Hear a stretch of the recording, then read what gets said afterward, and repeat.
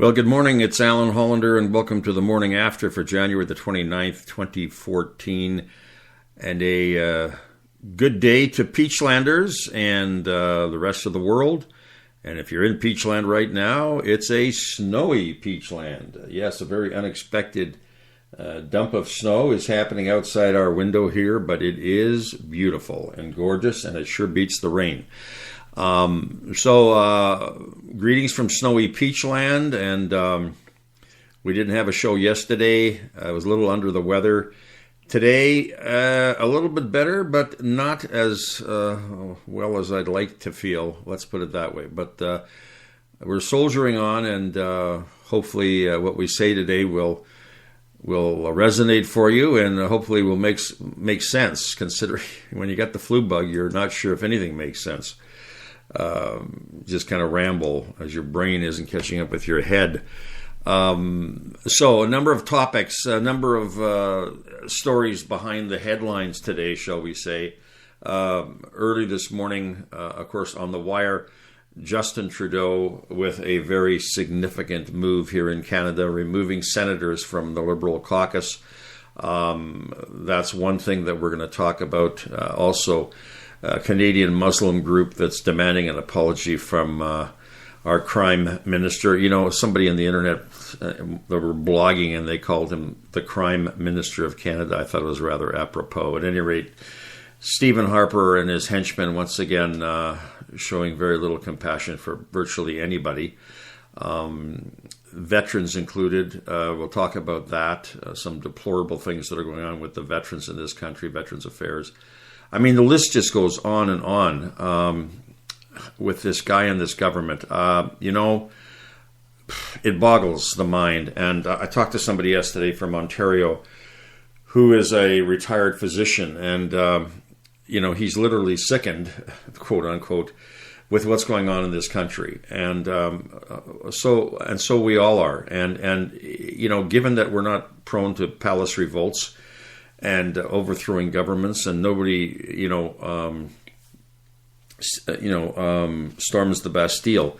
We just don't do it in this country. So we wait and wait and wait for elections. But the longer we wait with this government and Harper, it gets to the point where our lives are virtually on hold. Everybody, from veterans to pensioners to the unemployed.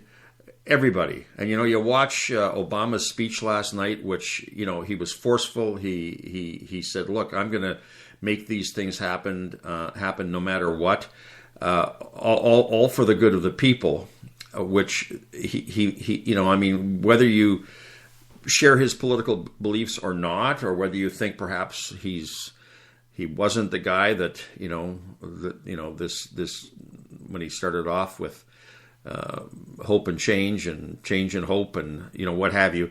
It took him this long to get to this point. Now, of course, he doesn't have anything to lose. So he's got the last years of his office. He can pretty much he wants to have a legacy. Well, he wants to leave his legacy in a positive way. Harper, on the other hand, is leaving a legacy of nothing but it's almost like. Yeah, I don't know. I don't have any words this morning, okay, to describe what's happening. I'll just report the news. It's all very real, and I'll tell you about it. But I'm just saying, I don't know what, there won't be a legacy for Harper. And maybe I was just joking and saying he's going to go to Israel and live in Israel because as a Christian, he believes that Jerusalem's going to be the last stand for the world, and that's where the last battle will be fought. And who knows? Maybe he's already, put a down payment on a condo or someplace in a kibbutz. Who knows what's in his mind? That's the problem. We don't know what's in Stephen Harper's mind, but we do know this, that it has absolutely nothing to do with us as the citizens of this country. Nothing. I can tell you that right now. And talking to this doctor last night, by the way, he supports the notion that Stephen Harper definitely has these sociopathic narcissistic tendencies. So we're dealing with a man who is incapable of feeling any emotion. So let's save that for the next item on the agenda. But let's go with the breaking news for today, and that was certainly the case with Justin Trudeau's announcement this morning. So here's what Justin Trudeau, what he's done He's made a bold move and he's expelled from his caucus every single Liberal member of the upper house and has declared there is no longer any such thing as a Liberal senator. The Liberal leader said the former members of the Liberal Senate caucus will sit as independents and they will have no formal ties to the Liberal parliamentary machine apart from through their friendships. I have to tell you, as I'm reading through this, I'm thinking, Pierre Trudeau was a man that would stand out on his own. Let's face it, and he's Justin. I give him full credit, full marks. His father's probably very, very proud of him. So is his mother. Trudeau's decision will see some lifelong Liberals and key party operators and fundraisers removed from the party's caucus and forced outside its inner circles, a foundation-shaking decision in a business where power is derived from membership in a political club and the ability to access its best back rooms. That's where all the back alley meetings take place. The 32 formerly Liberal senators are now independent of the National Liberal Caucus, Trudeau said. They are no longer part of our parliamentary team. There are no more Liberal senators. The only way to be part of the Liberal caucus is to be put there by the people of Canada. Amen. Amen to that, brother. The move stunned both Liberal senators and senior Liberal Senate staffers who had not been formally advised of the decision. It also blindsided veteran insiders and political observers who had no inkling about the change. Trudeau's surprise move came as all parties held their caucus meetings in Ottawa. Those meetings typically include both MPs and senators. But sources told CBC News that MPs and senators were separated and sent to meet in different rooms.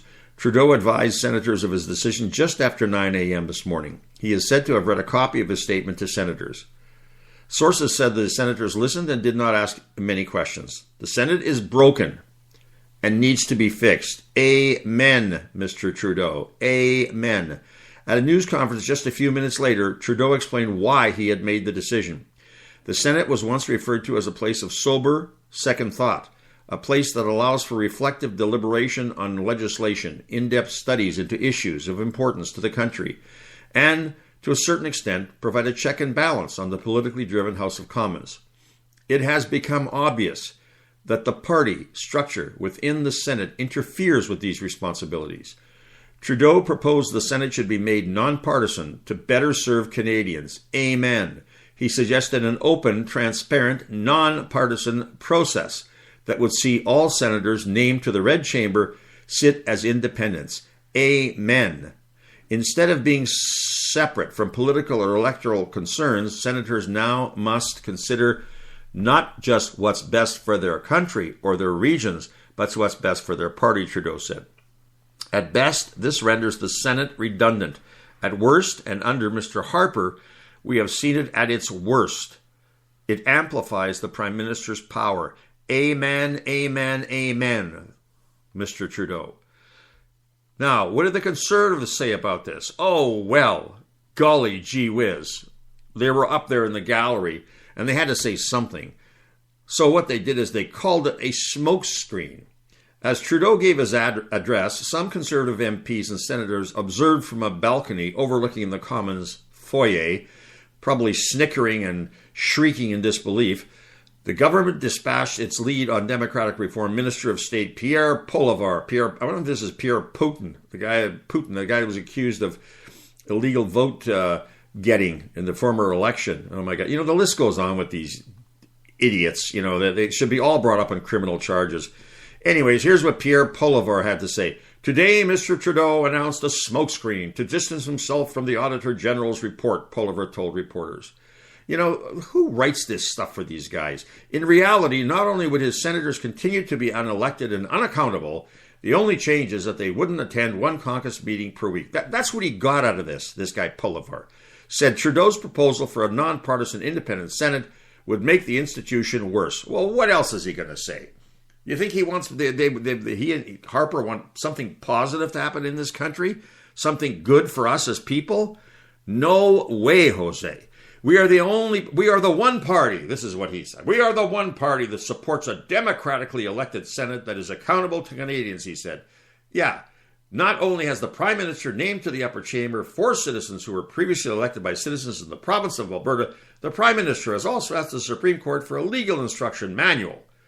He wants a on how we can make all Canadian senators elected. That has to be our goal.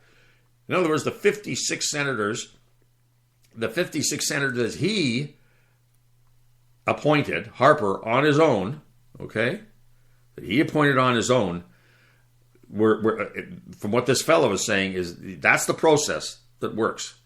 Liberal Senate leader James Cowan admitted Trudeau's decision was a surprise for senators who he said were not consulted in advance.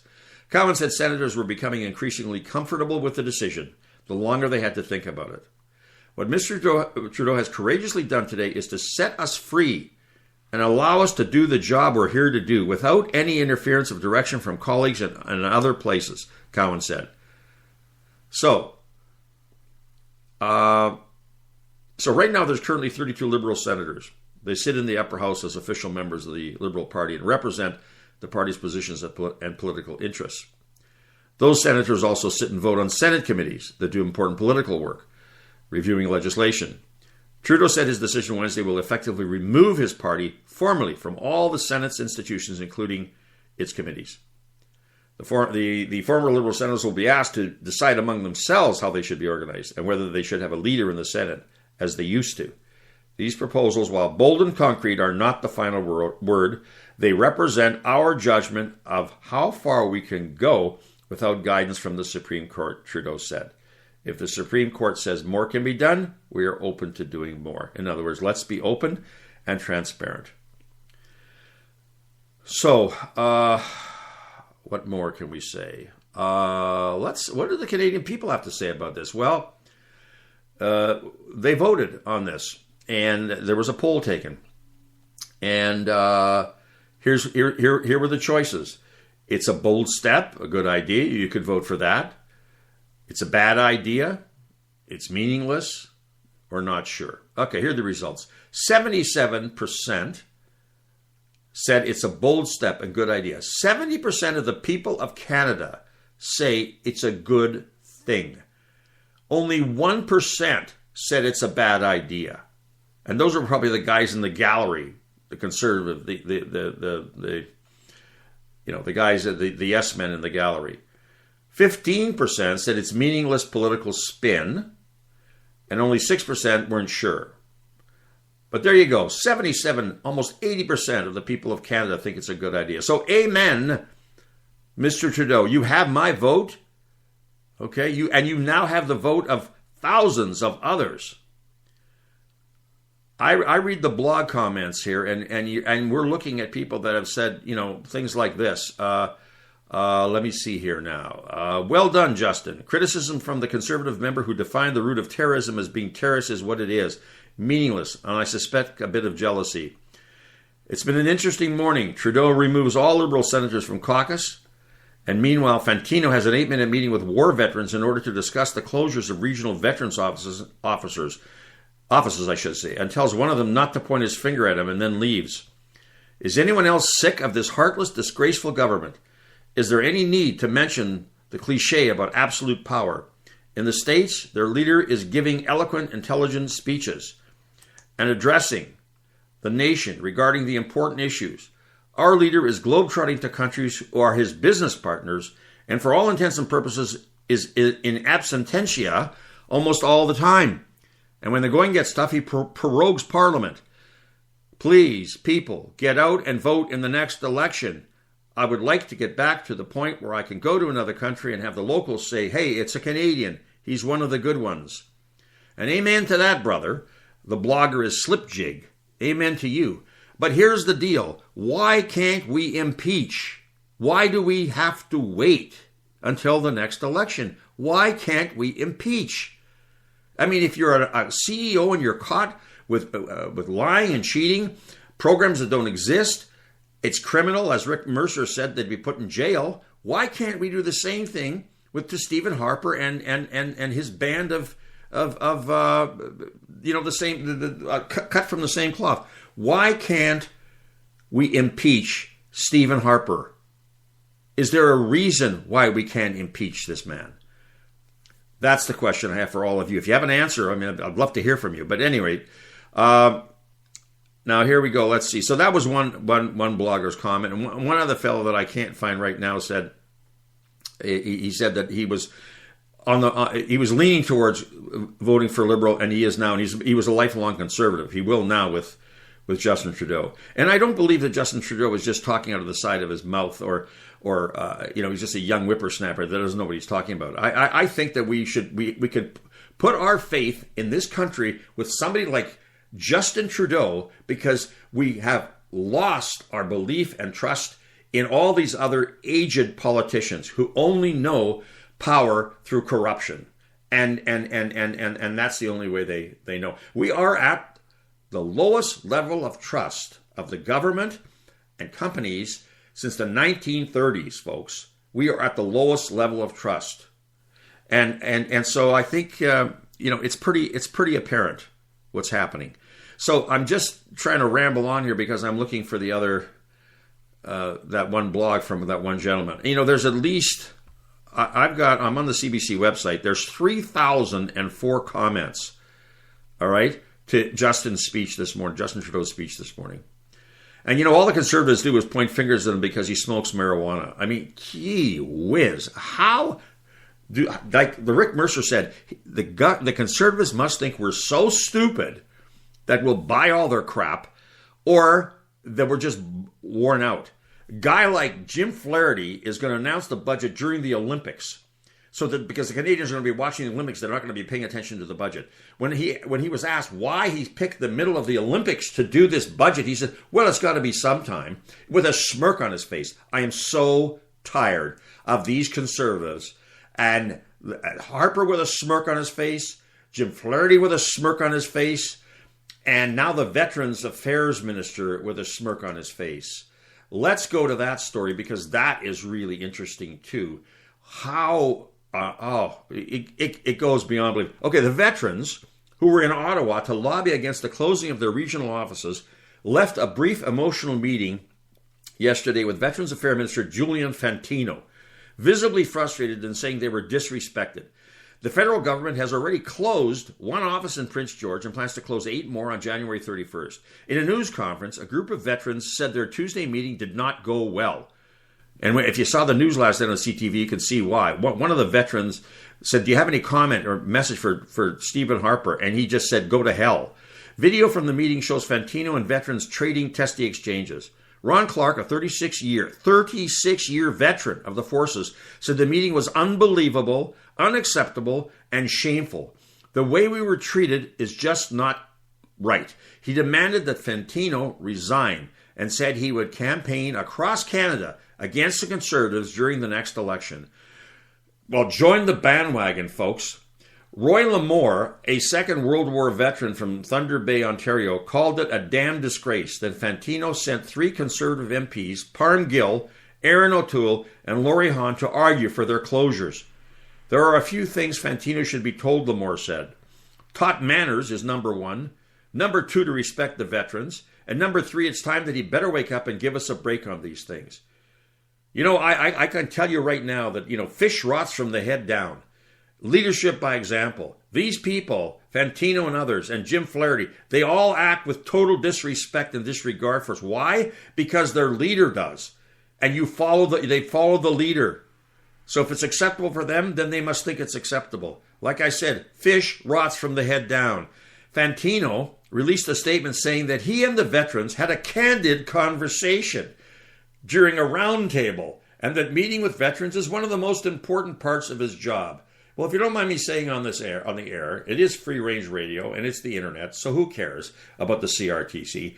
Bullshit. That's what comes out of their mouths, and lies. Bullshit. So it wasn't a conversation, a candid conversation. I'm always willing to hear from veterans face-to-face on any issue, the press release said. Yeah, see, just write it up, print it up there, and send it out.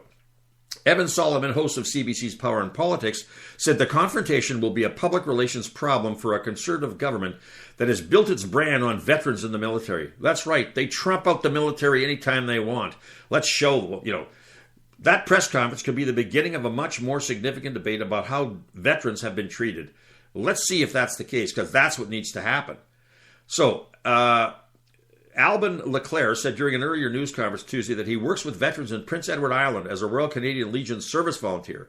I can't help veterans without assistance of Veteran Affairs, he said. This government keeps saying it's enhancing services for veterans.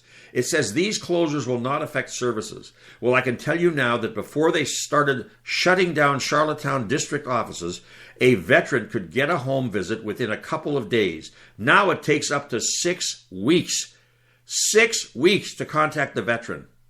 And 6 weeks is a long time for a 93-year-old veteran and even young veterans suffering with PTSD, he said, referring to post-traumatic stress disorder.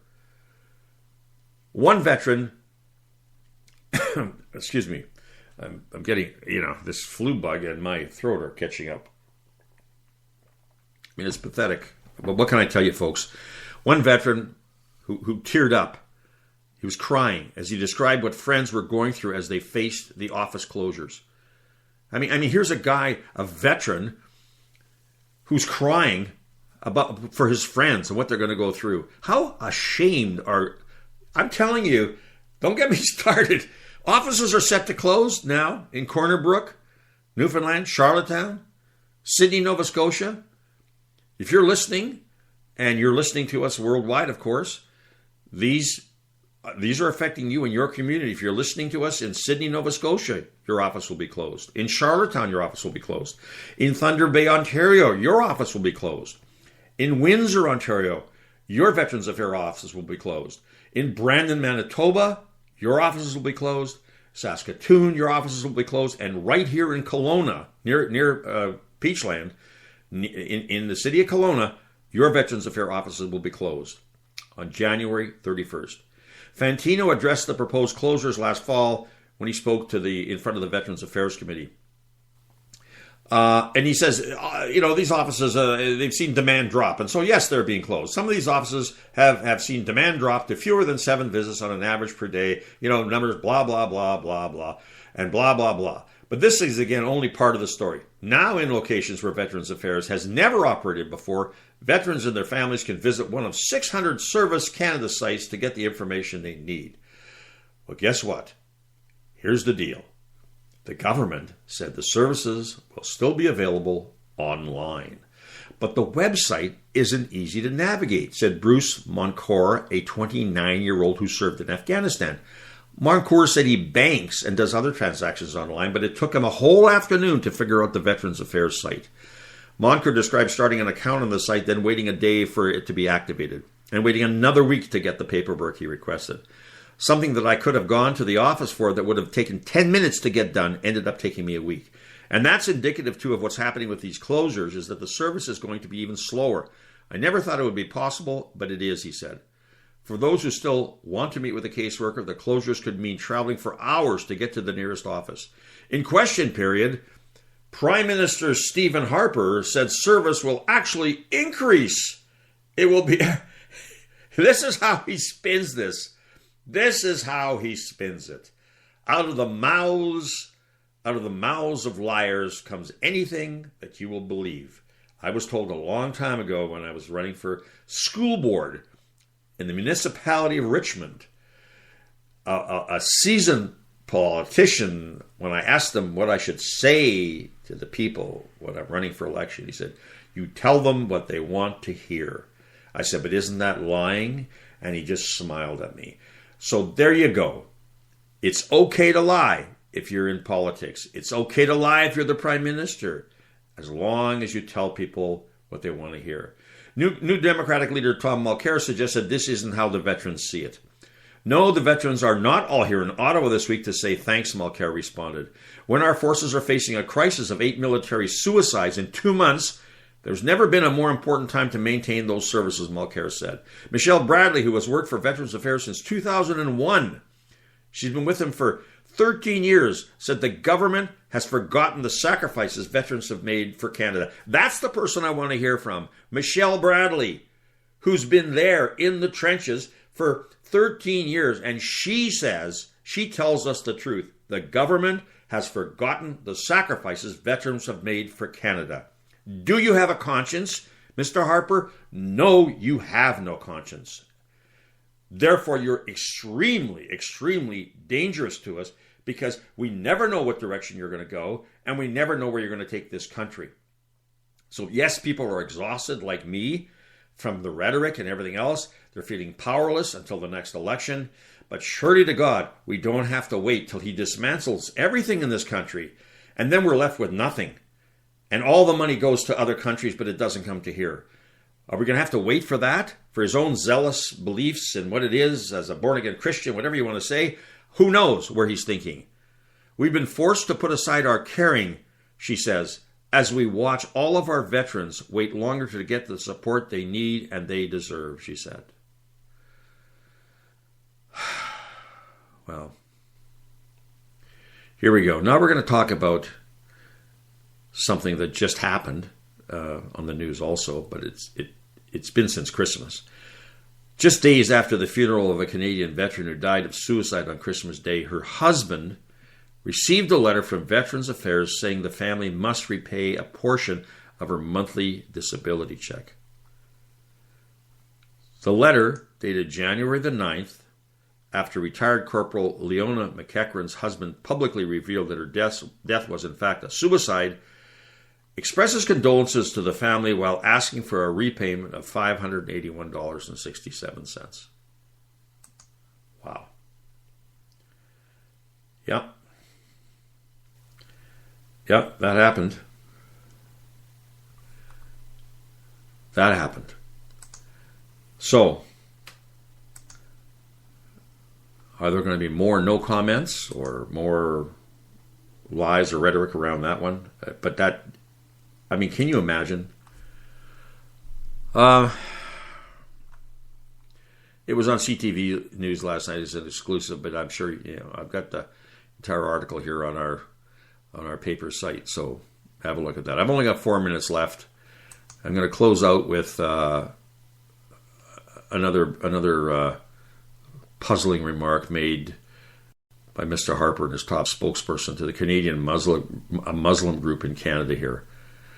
Another despicable comment from the Prime Minister's office. A major Canadian Muslim group is demanding an apology from Prime Minister Harper and his chief spokesman for a comment it says linked the organization to a terrorist group. The National Council of Canadian Muslims has filed a notice of libel in the Ontario Superior Court of Justice that accuses Jason McDonald of acting maliciously when he made a comment earlier this month.